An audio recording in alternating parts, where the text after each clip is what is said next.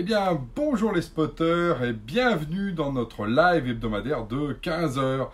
Et aujourd'hui, on va parler de fracture numérique. Et alors, le sujet m'est venu suite à une conférence et une analyse qui a été donnée chez l'Echo.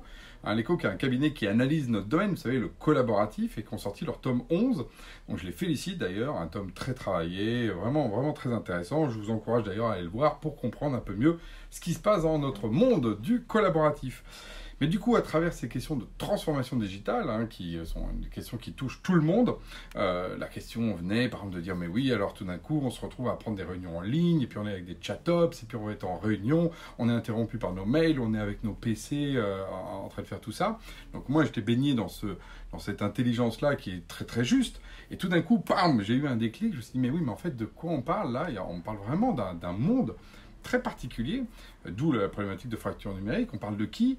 On parle justement de tous ces gens très numérisés, en particulier dans les grands comptes, les gens qui sont plutôt dans les bureaux, très parisiens aussi, je dirais, ou en tout cas citadins avec les métropoles, et qu'en même temps qu'il y avait ça qui est en train de se faire, du coup, vraiment, l'image qui m'est venue, et qui a été confirmée par les discussions que j'ai eues avec d'autres personnes aussi, y compris au sein de Genspot, c'est que vraiment on est en train de parler d'un public très particulier, et qui n'était pas celui justement de monsieur, madame, tout le monde. Alors vous me voyez venir, fracture numérique, fracture sociale, en ce moment on est en plein dans les gilets jaunes, alors je n'ai pas voulu aborder ce sujet politique ô combien sensible dans mes petites chroniques, mais le lien pour moi est très net. C'est-à-dire que on se retrouve aujourd'hui dans le numérique avec d'un côté, et on pense non pas justement à la petite vieille, vous savez, qui peut même pas aller sur Internet pour sa CAF. Ça oui, c'est une fracture numérique sociale. Donc là, c'est la double peine, fracture sociale, fracture numérique.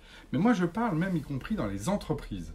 Parce que moi, ce que je vois aujourd'hui dans les entreprises avec lesquelles on travaille, qui ne sont pas donc des grands comptes du CAC 40 à Paris, qui ne sont pas donc des cadres sup qui ont un iPhone, un ordi portable connecté en permanence avec 4G, donc des gens qui sont plutôt avec des petits appareils, qui sont dans des fonctions qui sont beaucoup moins numériques, beaucoup moins bureautiques aussi vis-à-vis de ça, je vois une grosse différence. Parce que typiquement, il y en a certains, pour eux, Word, vous savez, le fameux truc de Microsoft là, ça vient ils viennent tout juste de l'utiliser. Pour eux, un document, c'est dans Word. Donc, le fait de faire une version dans le cloud, pour eux, c'est pas ça le sujet d'aujourd'hui. D'ailleurs, c'est même pas ce qu'on leur demande au quotidien. Quand on leur demande aujourd'hui le mail, ils savent même pas ce qu'est vraiment un mail. Une adresse mail, j'ai téléchargé mes mails, ils sont en distance, ils sont dans le cloud, ils sont perdus au milieu de tout ça. Et effectivement, dans le même temps, ils vont être avec WhatsApp, ça va être capable de faire du chat-ops en temps réel.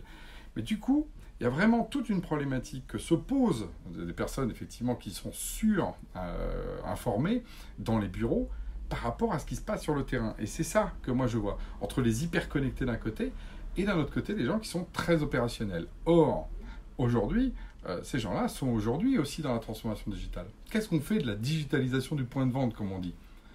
C'est pas des gens hyper connectés qui sont derrière un ordi avec un portable et qui ont accès à tous les outils bureautiques. En général, ils sont debout face aux clients, donc on est quand même dans une autre logique. Qu'est-ce qu'on fait des gens qui sont, on parle de réindustrialisation, qu'est-ce qu'on fait de tous ces gens-là qui sont dans les usines, qu'est-ce qu'on fait de tous les commerciaux qui sont dans leur voiture, qui ne sont pas justement, encore une fois, dans ces trucs un peu feutrés. Et pour eux, Slack, Trello, tout ça, c'est pas le Shadow IT, tout ça, c'est pas comme ça que ça se présente. Effectivement, ils vont avoir des réflexes d'aller dans WhatsApp, mais clairement, c'est plutôt par rapport à des problématiques très urgentes qu'ils ont par rapport à ça. Et que donc, sur la question de savoir si on est dans la transformation, dans la modernisation ou dans un autre contexte, je pense que les questions se posent autrement pour ce public-là. Et que quelque part, c'est pour ça aussi que pour des managers intermédiaires, c'est compliqué. Parce que face à cette fracture numérique-là, il y a des gens qui ne sont pas baignés dans cette problématique-là. Tout ça, c'est du jargon, tout ça, c'est des problèmes compliqués. Eux, ils veulent résoudre des problèmes simples. On retrouve un peu cette incompréhension qu'on peut avoir avec des gilets jaunes, d'un côté des politiques, à l'État, qui disent la croissance, l'ISF, etc. Puis d'un autre côté, vous avez des gens qui disent mais moi, à chaque fin de mois, vous voyez, on a vraiment un gros schisme par rapport à ça. Et d'ailleurs, quand on veut agir là-dessus, c'est pas simple, en tant que politique. Donc quand on parle de politique, donc là je parle à vous, c'est en gros, c'est vous en tant que décideur, vous en tant que manager de votre équipe, regardez votre organisation en face. C'est qui vraiment les gens avec qui vous travaillez au quotidien. Nous, par exemple, le public de Genspot, c'est quand même pas que des gens, effectivement, dans les tours de la Défense, qui sont des grands directeurs en N+8. on a effectivement beaucoup de gens qui sont sur le terrain et du coup qui ont d'autres problématiques et qui doivent embarquer des gens qui ont des fois une culture numérique un peu déficiente. Alors comment on fait pour les emmener, sachant qu'on sait que c'est fondamental de faire ça.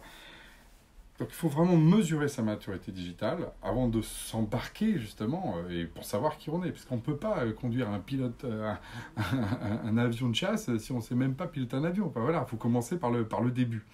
Le deuxième point, c'est que le risque, c'est qu'avec tout ce jargon, c'est de parler d'équations différentielles quantiques à des gens qui, en gros, en sont juste à passer de l'addition à la multiplication. Donc il y a une vraie question de fracture numérique à ne pas sous-estimer dans nos boîtes.